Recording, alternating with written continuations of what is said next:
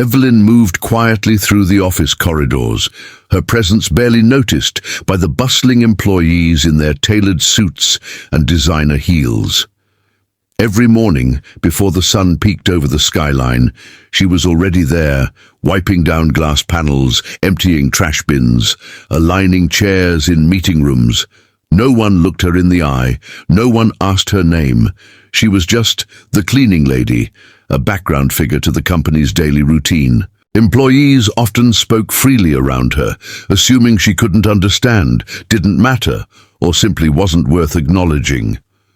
They made offhand jokes about her uniform, laughed at the way she scrubbed the floor, and sometimes left intentional messes just to see if she'd clean them without complaint. Evelyn never flinched. She never responded. She simply continued her work with quiet precision, her eyes calm, her ears open. She listened as executives boasted about their power and bonuses, overheard whispered conversations about unethical deals, and saw how junior staff were dismissed or bullied into silence. Evelyn noticed the smirks when someone suggested promoting a woman or hiring someone from a different background. She felt the cold hierarchy in the air, the unspoken rule that only those with titles or connections deserved respect. Once, as she wiped down a table in the executive lounge, a young intern dropped her coffee cup. It shattered. The girl apologized profusely, clearly shaken. But before Evelyn could reach down, the CEO himself entered and sneered, "Don't worry. She lives for this kind of mess." Laughter followed. The intern looked embarrassed. Evelyn simply smiled faintly and cleaned up the shards. No one asked how she felt. No one imagined she saw more than just dirt on the floor. But Evelyn was watching, remembering, and waiting. What they didn't know, what no one even suspected, was that Evelyn had a key card that unlocked more than just supply closets. Long ago, before the company's explosive growth, Evelyn had been one of its earliest silent investors. Her late husband, a visionary businessman, had helped fund the startup in its infancy. When he passed away, the shares quietly transferred to her.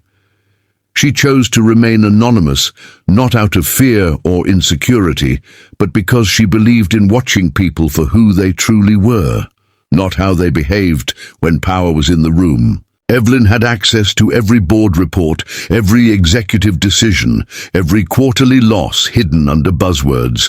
From her simple tablet at home, she read the same reports the board reviewed. But, unlike them, she saw more than numbers. She saw the rot setting in. Decisions driven by greed, layoffs framed as streamlining, bonuses rewarded not for progress, but for politics. And above all, she saw a culture growing colder, crueler, and more self-serving by the day. Yet she kept cleaning. She kept observing. Because Evelyn believed that people reveal themselves when they think no one important is watching. And she was right. The board had no idea who she really was. The CEO had met her once when she was introduced as a legacy shareholder's widow, but he had forgotten her face within a day. To him, and to most, she was beneath notice. Evelyn never corrected them. She let them laugh, let them look past her. Each smirk and snide comment only sharpened her memory. Each cruel joke etched itself deeper into her quiet resolve. She waited, not for revenge, but for the moment when truth would matter more than titles. And that moment was drawing closer with every step she took down those marble-floored hallways. Over time, Evelyn became more than just a silent observer. She became a quiet archivist of the company's moral decay. She knew who manipulated numbers to inflate performance. She saw department heads take credit for the work of their subordinates. She watched promising young employees get pushed out because they dared to question unethical practices. And every day, she added another unspoken note to her mental ledger, never flinching, never reacting. She heard executives mock the staff in elevators, assuming Evelyn didn't understand English. She did, fluently. In fact, she was fluent in 3 languages. But she said nothing, merely adjusting her cart, stepping aside with the humility they mistook for weakness. They didn't know that the quiet nods she gave were not signs of submission, but small markers of things she'd remember. The boardroom, with its glass walls and long polished table, became a stage where Evelyn saw the worst of them. She often cleaned it right after heated meetings, papers crumpled, coffee spilled in frustration, crumbs from catered lunches that the junior staff never got to enjoy. She knew who always left a mess. She knew who never said thank you. She even knew who secretly pocketed high-end supplies from the executive lounge. Every time someone treated her like she was invisible, Evelyn saw more clearly who they really were. Their arrogance was loud, their entitlement uncontained. But she also saw fear in their eyes when numbers didn't add up. She saw desperation masked as confidence. And in all of it she realized they had built an empire not on strength or wisdom, but on illusion, and it was starting to crack. Evelyn didn't need to interfere yet. She simply kept doing what she always did: show up early, work hard, remain invisible. But beneath that calm surface, the tide was shifting. And when it rose, it would wash away everything they thought untouchable. The company's culture had rotted from the top down. It wasn't just arrogance, it was embedded cruelty, masked as professionalism. The CEO, Douglas Kane, was the worst offender. Charismatic on stage, ruthless in meetings, he led with intimidation, not inspiration. Every week, someone new was fired under the guise of performance review, though everyone knew the real reason was personal dislike or inconvenient honesty. Middle managers mimicked his behavior, believing that cruelty equaled strength. They spoke over women in meetings, mocked junior employees' ideas, and rewarded loyalty over merit. Departments competed like rival tribes, hoarding information and sabotaging others to get ahead. Office gossip wasn't just tolerated, it was weaponized. And HR? A tool of management. Complaints vanished, whistleblowers disappeared. Evelyn had seen it evolve gradually. In the early years, there had been hope. The founders spoke of innovation, integrity, and people-first culture. But once the money started flowing and new investors came in, the vision shifted. Power became currency. Titles mattered more than talent, and those who had once dreamed of changing the world now only dreamed of bonuses and corner offices. The cleaning staff was treated as background noise. Sometimes Evelyn's colleagues were ordered around like machines. Mop faster. You missed a spot. Don't talk here. No greetings, no eye contact, just cold commands and sighs of annoyance. Once, Evelyn watched a janitor get scolded in front of everyone for taking a 2-minute water break. No one intervened. That day, something inside her hardened. She realized that toxicity wasn't just a flaw, it was the foundation now, and unless someone at the very top tore it out, it would keep poisoning everything and everyone. Evelyn had always believed in patience, but even patience has a limit. The house they built was crumbling, and she knew soon, very soon, it would be time to bring the storm. The moment arrived on a grey Thursday morning. Rain tapped softly against the floor-to-ceiling windows of the executive boardroom, a calm contrast to the tension inside. The board had gathered for a crisis review meeting. Sales were slipping, employee turnover was spiking, and internal surveys revealed deep dissatisfaction. But instead of reflection, the room buzzed with finger-pointing, excuses, and half-hearted solutions. Douglas Kane sat at the head of the table, dismissing concerns with that same smug grin. "People are always unhappy. That's not a crisis. That's business," he said, swirling his overpriced coffee. Some nodded in agreement. Others stayed quiet. No one dared to challenge him directly, until Evelyn walked in. At first, no one paid attention. She often cleaned after meetings.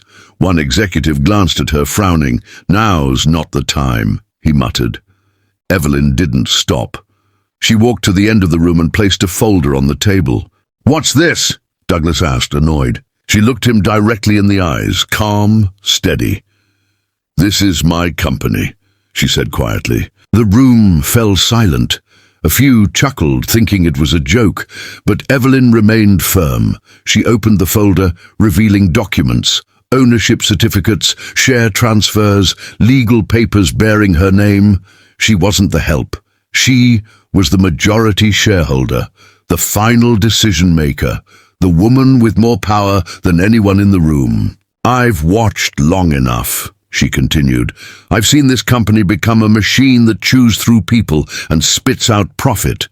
That ends today." Douglas stood, blustering. "This is absurd. Who do you think you are?" She didn't raise her voice. "I think I'm your boss." And with that, she slid one final paper across the table, his termination notice, signed and sealed. No one laughed now. The silence in the boardroom was deafening. Douglas Kane stood frozen, his face pale as he stared at the document in front of him. "You can't do this," he said, his voice suddenly thin. But Evelyn didn't flinch. "I just did," she replied calmly, her gaze unwavering. Around the table, the board members looked between each other, unsure whether to protest or stay quiet.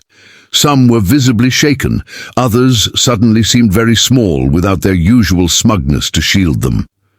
Evelyn turned to the rest of them. "This company has lost its soul," she said. "It became a place where fear is rewarded, where the people who work the hardest are treated the worst, and where cruelty is disguised as leadership." Her voice wasn't angry. It was composed, measured, and deeply cutting. "You let this happen. You encouraged it, and now we're going to change it." One board member, a man who had barely spoken all year, finally asked, "What are you going to do?" Evelyn looked at him, then at the rest. "I'm going to rebuild it, not with fear or ego, but with decency, respect, and accountability.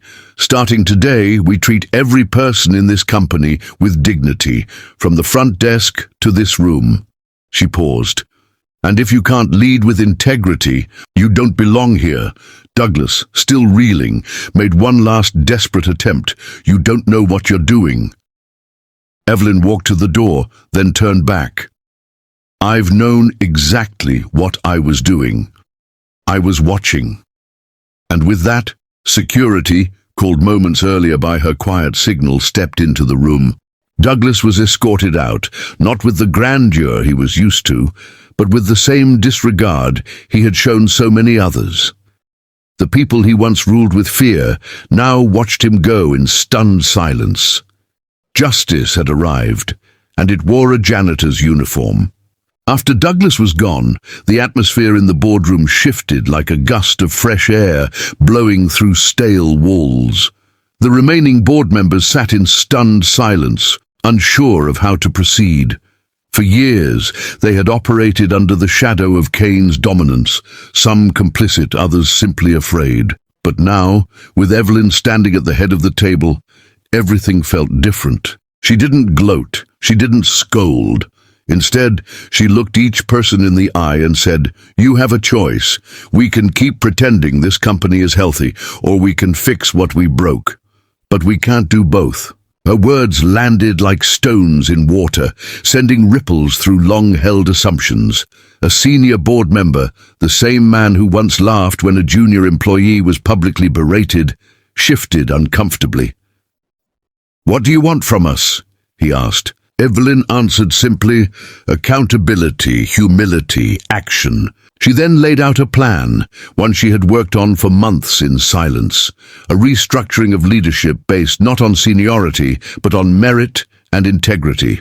The introduction of anonymous reporting systems with real protection, audits of HR practices, raises for underpaid staff, mental health support, and a company-wide values reset that would begin not with a press release, but with behavior. Some resisted at first. Change is uncomfortable, but others, including a few newer board members who had quietly questioned the toxic culture, leaned in with cautious optimism. They had seen what Evelyn could do when underestimated. None were eager to repeat the mistake. News of the CEO's firing spread through the company like wildfire. Whispers turned to cheers behind closed doors. For the first time in years, employees felt hope. not just for job security, but for fairness. And at the center of it all stood Evelyn, not just cleaning up messes, but building something worth keeping clean. As the weeks passed, the changes Evelyn set in motion began to take root. The company's culture slowly shifted from one of fear and secrecy to one of collaboration and transparency. Where there had once been tension, there was now dialogue. Where employees had once been afraid to speak up, they now felt empowered to share ideas and concerns. The atmosphere was no longer toxic, it was revitalized. Evelyn took a hands-on approach, meeting with teams, listening to their struggles, and offering solutions that aligned with the new company values.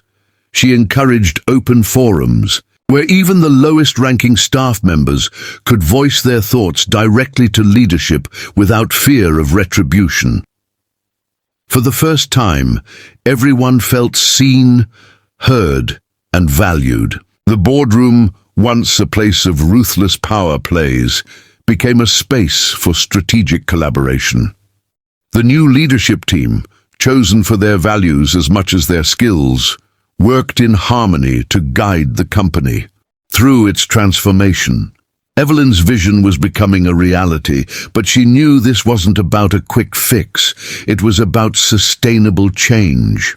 Douglas Kane's departure sent a clear message. Leadership isn't about titles or wealth. It's about integrity, vision, and respect for others. And Evelyn, the woman they had once dismissed as insignificant, had shown them all what true leadership looked like. The company wasn't just surviving, it was thriving. Employee retention rates soared, productivity increased, and profits grew. But more importantly, the company regained its soul. It was no longer just about the bottom line. It was about building a workplace where people could grow, succeed, and feel proud of what they were contributing. Evelyn had taught them a valuable lesson. Real power lies in doing what's right, not what's easy. And in doing so, she redefined what it meant to lead.